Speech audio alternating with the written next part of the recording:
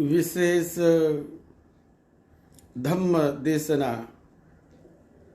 आज दिनांक 9 मई 2021। ये धम्म देशना हम धम्मपद के किसी सूत्र पर ही उसके थोड़े से हिस्से पर दे रहे हैं। धम्मपद तो अभी समाप्त होने पर आया है, केवल 1-2 गाथा उसकी बची हुई है और उसे हम उचित ढंग से समापन भी उसका करेंगे।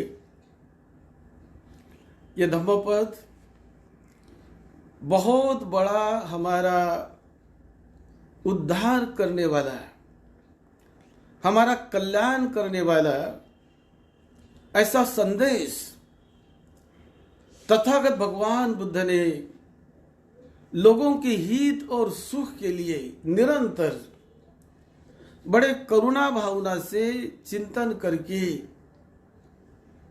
बड़े गहराई से, बड़े वैज्ञानिक की तरह सत्य के आधार पर, सच्चाई के आधार पर मानवीय जीवन के परम उत्थान को हम अपने वर्तमान जीवन में कैसे हासिल कर सकते हैं, परम सुख के हम कैसे साक्षात्कारी बन सकते हैं,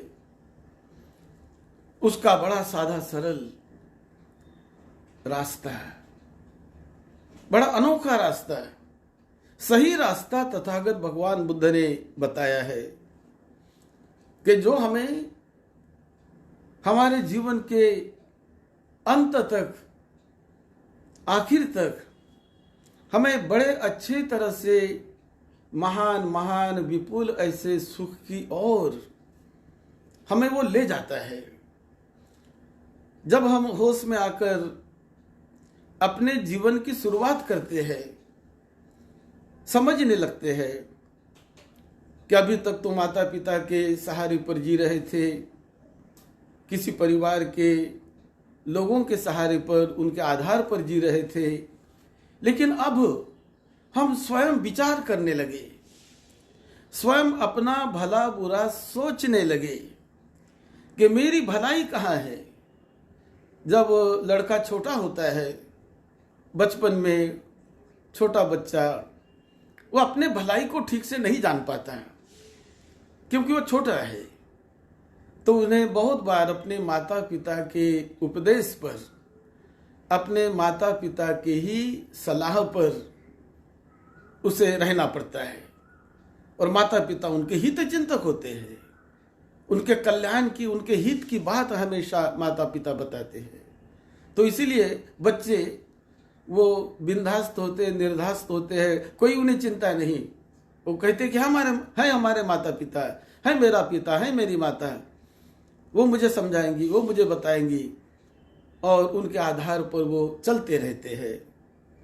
लेकिन जब वो बच्चे बड़े होने के बाद, अपने होश में आने के बाद, जब वो अपना वर्तमान जीवन को देखते हैं, अपने परिसर को देखते हैं, समाज को देखते हैं, पढ़ते हैं, लिखते हैं, अपने भविष्य को देखने की शक्ति उनमें आ जाती है, अपने भूतकाल को देखने की भी शक्ति उनमें आ जाती है कि कैसे कैसे मेरा इसी छोटे से जीवन का भूतकाल भी, वर्तमान जीवन का भी जो भूतकाल यानी बीता हुआ काल, बीते हुए कुछ साल, कि 5 साल पहले मेरा कैसा जीवन था, 10 साल पहले मेरा कैसा जीवन था, 8 साल पहले मेरा कैसा जीवन था, ऐसे वर्तमान जीवन में बीते हुए काल को भी वो जानने समझने लगता है, होश में आता है। और उसी प्रकार वो अपने भविष्य को भी जानता है, सोचता है कार्य कारण भाव से कि आज यदि मैं ऐसा करूंगा, ऐसे नियोजन से जाऊंगा, ऐसा प्लानिंग करूंगा तो मेरा जीवन अच्छा बनेगा, भविष्य मुझे अच्छा मिलेगा। तो इस बात को एक समझदार बुद्धिमान युवक या बुद्धिमान युवती वो जान लेती है, वो जान लेते हैं और जानकर वो जान लेते हैं और फिर अपने मन से अपने विचार पर चलना शुरू कर देते हैं। अपना भला बुरा वो समझते हैं, जान लेते हैं। और फिर जब अपने विचार से चलना शुरू कर देते हैं तो अपना खुद का विचार और अपने विचार से यदि हम निर्णय लेकर उस पर अमल करने लग जाते हैं तो बड़े हम अपने उस सुख शांति के भी लाभी होते हैं। और फिर गुरु वचन, गुरुओं के वचन, महापुरुषों के वचन कि जिन्होंने अपने अनुभव से जो हमें सिखाया है, जो हमें बताया है, उनके वचन भी हमें बहुत बड़े सहायक होते हैं, बहुत बड़े कारीगर होते हैं, वो बहुत बड़े हमें सपोर्ट करने वाले होते हैं। तो इसीलिए उनके वचन को भी याद करके अपना भी निर्णय लेकर यदि अच्छे हम चलने लगे तो अपने जीवन को बड़ा मंगलमय बनाते हैं। तथागत बुद्ध कहते हैं मत्ता सुख परिचागा पश्ये चे विपुलं सुखम, यानी वर्तमान जीवन में मिलने वाले छोटे से सुख को त्याग कर यदि हमें ये छोटे से सुख को त्याग कर यदि हमें कल या भविष्य में यदि विपुल सुख मिलने वाला है, बड़ा सुख मिलने वाला है, महान सुख मिलने वाला है, तो बुद्धिमान आदमी इस छोटे से वर्तमान में मिलने वाले सुख का बड़े हर्षोल्लास से, बड़े आनंद पूर्वक उसका त्याग कर लेता है कि नहीं, मैं इसको नहीं करूंगा। इसको नहीं करने से, यदि नहीं करने से मुझे बड़ा सुख मिलने वाला है, बहुत विपुल सुख मुझे मिलेगा, तो ये छोटे से सुख के पीछे क्यों मैं दौड़ूं? बड़े सुख को मुझे पाना है। ऐसा बुद्धिमान आदमी सोचकर उस बड़े सुख के लिए वो छोटे से सुख का त्याग करके बड़े सुख का जब भागी बनता है तो बहुत ही उसका कल्याण होने लगता है, बहुत ही कल्याण होने लगता है। पाली में जो तथागत बुद्ध ने समझाया, पाली में आता है, मैं वो पढ़ के ही दिखाता हूं। मत्ता सुख परिचागा मत्ता सुख पमान युक्तकं परित्त सुखं उच्यति तस्य परिचागेन विपुलं सुखंति उडारं सुखं निब्बान सुखं उच्यति तं चे पश्ये याति अथो इदं उत्तम होति एकं हि भोजनपातिं सज्जापेत्वा भुञ्जन्तस्य मत्ता सुखं नाम उपज्जति तं पन परिचर्जित्वा उपोषतं वा करोन्तस्य दानं वा ददन्तस्य विपुलं उडारं निब्बान सुखं नाम निबद्धति। तो इसमें ऐसा तथागत बुद्ध ने बताया कि थोड़ा सा सुख, यानी कभी कोई उपोषित व्रत का धारण करता है और उपोषित व्रत धारण करके वो एक दिन का भोजन त्याग लेता है कि नहीं, मैं आज भोजन नहीं करूंगा, मैं उपोषित व्रत का अष्टशील का पालन करूंगा, एक दिन मैं खाना नहीं खाऊंगा। तो ऐसे एक दिन का उन्होंने त्याग कर दिया भोजन का। लेकिन किस लिए त्याग किया? कि ये त्याग करके मैं अपनी शक्ति बढ़ाकर, अपने पुण्य बल को बढ़ाकर मैं महान सुख का अधिकारी बनने वाला हूं। इसीलिए शील का पालन करके एक दिन के भोजन को छोड़कर यदि वो महान सुख को पाता है तो बुद्धिमान आदमी के लिए एक दिन का भोजन छोड़ना, उसे छोड़ देना, ये कल्याणकारी होता है, मंगलकारी होता है, उसका लाभ देने वाला होता है। उसी प्रकार दान देने से बुद्ध कहते हैं कि जैसे उपोषित व्रत का पालन करने से और दान देने से, कि आज मैं ये थोड़ा सा भी दान देता हूं, लेकिन थोड़ा सा दिया हुआ दान यदि पुण्य भूमि में देता हूं, सद्धम्म के लिए देता हूं, तो यह थोड़ा सा भी मेरा दान बहुत फल मुझे देगा, बहुत फल मुझे लाएगा, मेरी सिक्योरिटी होगी, मेरा संरक्षण होगा, धम्म की मंगल मैत्री मुझे मिलते रहेगी। और धम्म का वृक्ष बहुत बड़ा वृक्ष होता है, बहुत बड़ा कल्याणकारी होता है सद्धम्म। सद्धम्म का स्मरण करके यदि कोई सद्धम्म को दान देता है, उसके प्रचार प्रसार के लिए दान देता है, उसके संरक्षण के लिए दान देता है, त्याग करता है, सेवा करता है, कि मेरे हाथों से मेरे जीवित काल में बार बार रिकॉर्डिंग में प्रॉब्लम आता है। मेरे जीवित काल में मेरे हाथों से सद्धम्म की सेवा होती रहे,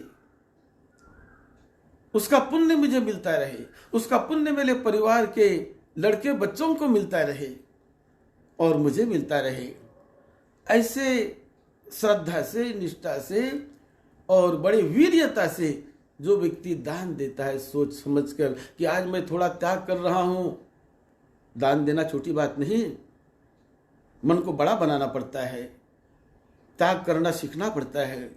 बड़े बड़े महापुरुषों ने ये दान दिया, तथागत भगवान बुद्ध ने दान दिया, डॉक्टर बाबा साहब आम्बेडकर जी ने दान दिया, बड़े बड़े महापुरुषों ने, क्योंकि दान का मतलब सेवा, लोगों के हित के लिए किया हुआ कार्य, लोगों के हित के लिए दिया हुआ दान, लोगों के हित और सुख के लिए की गई सेवा। तो ये सेवा यदि मैं आज करता हूं दान के रूप में, सेवा कार्य के रूप में, किसी वस्तु दान के रूप में, किसी द्रव्य दान के रूप में, चिवर दान के रूप में, जो कुछ भी दान वस्तु है, इसके रूप में यदि मैं त्याग करता हूं, आज जो त्याग करता हूं, लेकिन उसका फल आज भी मुझे मिलता है, कल भी मुझे मिलता है, और भविष्य में भी जब मुझे निर्वाण के रास्ते पर मैं अग्रसर होता हूं, उस रास्ते चलते चलते चलते चलते अपने मनोविकारों को कम करते करते जब मैं मैत्री में मैं प्रविष्ट हो जाता हूं, उदारता में प्रविष्ट हो जाता हूं और हमेशा मैत्री करने लगता हूं, हमेशा सद्धम्म के रास्ते पर चलने लगता हूं, तो मेरा भविष्य ये सिक्योर हो गया, मेरा भविष्य सुरक्षित हो गया, अब मुझे कोई डर नहीं। इसीलिए ये छोटे से भोजन का त्याग करना अष्टशील उपोषण के दिन बड़ा कल्याणकारी ही होता है। दान देना बड़ा कल्याणकारी होता है, क्योंकि ये सद्धम्म निरंतर चलते रहने वाला है। मेरे जन्म के पहले भी सद्धम्म था, आज वर्तमान में भी सद्धम्म है, और मेरे जाने के बाद भी सद्धम्म रहेगा। यानी धम्म कभी मरता नहीं, सत्य को कभी मृत्यु नहीं आती। जो प्रिंसिपल होते हैं सद्धम्म के, निसर्ग के जो तत्व होते हैं, जो सिद्धांत होते हैं निसर्ग के, वो हमेशा जीवित रहते हैं, वो कभी खत्म नहीं होते, वो चलते ही रहते हैं, चलते ही रहते हैं। जैसे समुद्र में जो आने वाली तरंगे, वो कई सालों से आ रही, सैकड़ों साल से आ रही, आती है जाती है, आती है जाती है, समुद्र में ये परिवर्तन होते रहता है। वो समुद्र अपने जगह पर है, वो है। ये हमारे अड़ोस पड़ोस में बहने वाली हवा, ये बही रही, आती है जाती है। ये निसर्ग का एक तत्व है, एक निसर्ग का एक सिद्धांत है। हमारे जीवन के पहले भी ये हवा थी, आज भी हमारे वर्तमान जीवन में है, और हम कल मर जाएंगे, हम कल चले जाएंगे, तो ये हवा खत्म नहीं होने वाली। यह संसार ऐसे ही रहेगा। मेरे चले जाने से संसार का कुछ बिगड़ने वाला नहीं है। मेरे जाने से केवल कुछ दिन के लिए परिवार के लोग, मेरे मित्र, दोस्त, माता पिता, परिवार के लोगों को कुछ समय तक दुख होता है, बाद में जैसे समय बीतता है वो भी धीरे धीरे भूल जाते हैं, तो कुछ कमी नहीं होती। लेकिन बुद्धिमान आदमी सोचकर कि जब तक मैं जीवित हूं, मुझे प्रज्ञा से जीना है, अच्छा काम करना है, त्याग करना सीखना है, दान देना सीखना है, सद्धम्म के साथ मुझे जीना है, अधम्म के साथ नहीं। अच्छे कामों को करते हुए मुझे जीना है, बुरे कामों से दूर रहना है मुझे, बुरे कामों को नहीं करना है मुझे। और ऐसा जो सोच कर चलता है और ऐसे कार्य को जो अनुमोदन करता है, जो प्रोत्साहन देता है, तो वो बहुत बड़ा लाभी होता है उसका। तो अच्छे कार्य का हमेशा प्रोत्साहन किया करो, उसे बढ़ावा देते चलो। एक मन मेणबत्ती जल रही अच्छी बात है, लेकिन दूसरी भी जलाओ, तीसरी, चौथी, 10 सैकड़ों घरों में मेणबत्तियां जलने लगी तो अच्छा ही है। पहले तो एक ही मकान में जलती थी, तो एक ही मकान को प्रकाशित करती थी, वही उजाला देती थी। आज 100 मकानों में जलने लगी तो 100 मकानों में उजाला होने लगा, तो बिगड़ा क्या मेरा? क्या मेरा नुकसान हुआ? मैंने यदि प्रेरणा दी, मैंने यदि प्रोत्साहन दिया, मैंने साधुकार किया, मैंने यदि दान दिया, और मैं यदि धम्म का दायक बना, धम्म की दायिका बनी, धम्म का दायक बना, और दायक दायिका बनकर नियमित रूप से मैं धम्म को दान देना सीखता हूं, धम्म को दान देते जाता हूं, तो मेरा नुकसान नहीं, मेरा कल्याण ही होगा, कल्याण ही होगा। क्योंकि नहीं भी मैंने दान दिया तो भी वो पैसा मेरे साथ नहीं ले जाने वाला, मैं सब यही रह जाएगा। नहीं कुशल कार्य किया, कर सकता हूं, शक्ति है काम करने की, लेकिन नहीं किया, आलस कर रहा हूं कुशल काम करने में, आलस कर रहा हूं पुण्य काम करने में, तो क्या मेरा मांस बढ़ने वाला है? क्या मुझे मिलने वाला है? आलस करने से लाभ नहीं होगा, लेकिन आलस न करते हुए यदि मेहनत करो, काम करो तो लाभ होगा। मेहनत करने से शरीर अच्छा ही बनता है, शक्ति बढ़ते ही रहती है। काम करने से शक्ति कम नहीं होती, बढ़ते रहती है। लेकिन काम नहीं करने से, आलसी सोकर रहने से शक्ति कुंठित हो जाती है, वो नष्ट हो जाती है, दुर्बल हो जाती है, और वो हम बीमारी के शिकार बन जाते हैं। लेकिन यदि हम एक्टिव रहे, अपने शरीर को हम एक्टिव रखें, हमेशा कार्यरत रहे, तो शक्ति बढ़ती है, ऊर्जा बढ़ती है, एनर्जी बढ़ती है, और हमारा ही कल्याण करती है ना, मेरे ही जीवन को सुधारती है ना। तो मुझे मेरे जीवन के भविष्य में अच्छे मुझे जीवन मिलता रहे, अच्छे ऊंचाई पर मैं जाते रहूं, मेरी प्रज्ञा बढ़ती रहे, मेरा ज्ञान बढ़ता रहे। इसलिए जो मेहनत करता है, जो त्याग करता है, जो सेवा करता है, जो शील का पालन करता है, जो अष्टशील व्रत का धारण करता है, तो उसका जीवन सिक्योर हो गया, निर्भय हो गया। कोई उन्हें डर नहीं, कोई डर नहीं। मृत्यु आएगी भी तो मृत्यु तो आने ही वाली है।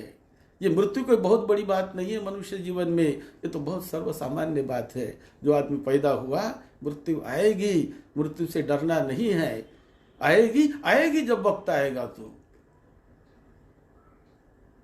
लेकिन जब तक मैं होश में काम कर रहा हूं, जी रहा हूं, तो मुझे उस पर विजय पाकर जीना है, विजयी बन के जीना है, मेरे प्रज्ञा को हमेशा प्रज्वलित करके जीना है। यही बात तथागत बुद्ध ने सिखाई। और इसीलिए ये सद्धम्भ के लिए त्याग करना सीखो।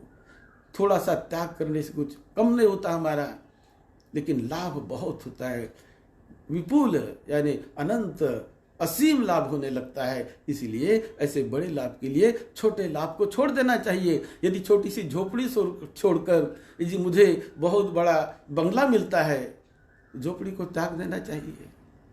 यदि साइकिल छोड़कर, यदि साइकिल मैं छोड़ देता हूं और मुझे 4 पैरों वाली, 4 चक्के वाली मोटर गाड़ी मिल जाती है, तो बुद्ध महाराज में साइकिल को त्याग देता है कि त्याग देता हूं मैं ये, लेकिन मुझे यदि मोटर गाड़ी मिलती है, ये करने से वो यदि मिलेगी तो इसका मैं त्याग कर देता हूं।